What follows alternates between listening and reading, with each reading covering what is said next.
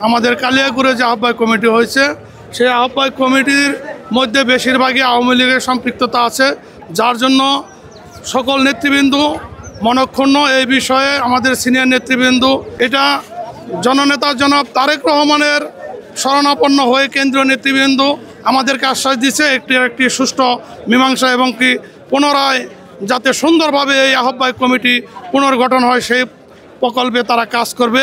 আজকে আমাদের কালিয়াকুড় বিএনপির যে সমস্ত নেতৃবৃন্দরা আসলে প্রকৃতপক্ষে দীর্ঘ 16-17 বছর আন্দোলনে ছিলেন, আমাদের সিনিয়র নেতৃবৃন্দরা আমাদের ঐক্যের আহ্বান জানিয়েছেন।